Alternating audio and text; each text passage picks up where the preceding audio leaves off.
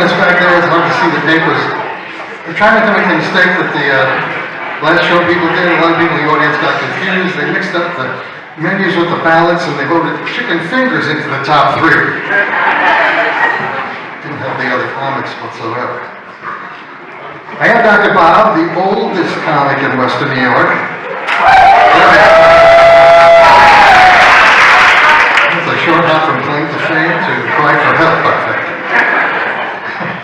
I did turn 70 last September.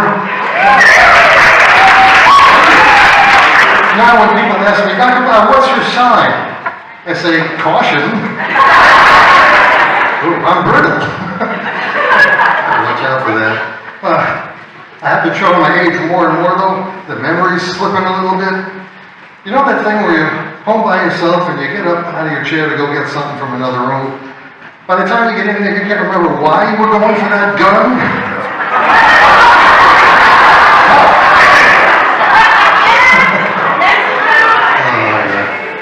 I worked for 40 years in the counseling field, and then I just walked away from that job.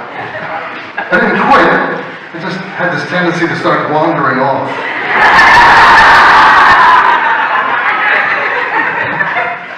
But my family's been very supportive about this wandering thing. They just opened up a GoFindMe account. It's very helpful.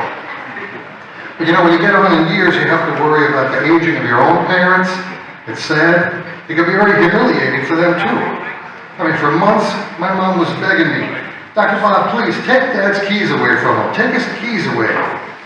But even after I did, he kept managing to get back in the house. I don't know. Sneaky. I'm sneaky. I don't mind. I don't blame her for wanting him out, though. He was a very critical man. Nothing we ever did seemed good enough for him.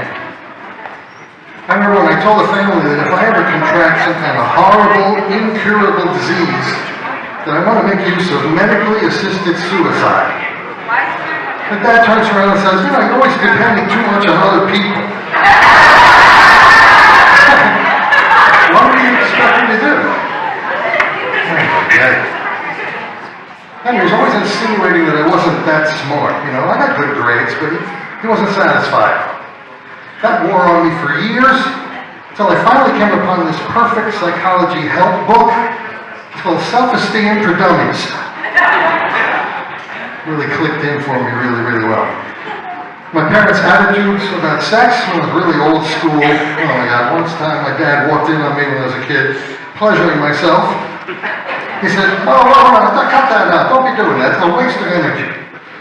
He went into his room and he brought out a bunch of fishing magazines, Field and Stream, that kind of stuff. He said, look at this stuff when you got the urge, you know, it'll distract you. So I did that for like a month. I was naive. And talk about the power of association. To this day, when I get close to a Bass Pro Shop, I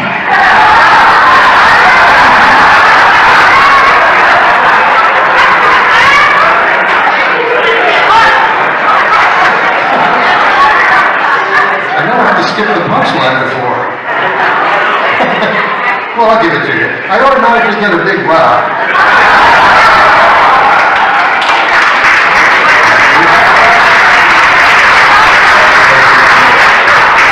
My mother wasn't any better with her attitude, though. I'll tell you, when she thought that I was getting to the age as a young man of becoming sexually active, she took it upon herself to go down to the drugstore and talk to the clerk, and she went down the aisle and picked off from the shelf my first pack of Kleenex for the girl crying afterwards.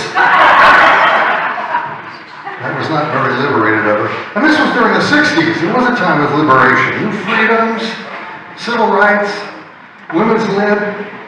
People were giving up their old slave names. Heavyweight Cassius Clay became Muhammad Ali.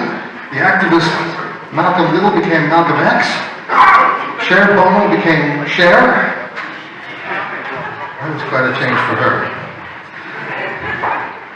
Also, I'm a big supporter of the LGBTQ plus community. It's true, but they're under siege. It's horrible. The trans people, the laws against the surgeries. I heard in Florida now, they're trying to propose one, they're starting with the guys, trying to propose a prohibition about the surgeries, but they're putting some kind of a patriotic World War II spin on it, just to make it more popular. They're calling it Saving Ryan's Private. All right, I'll leave you with that groaner. Thank you very much.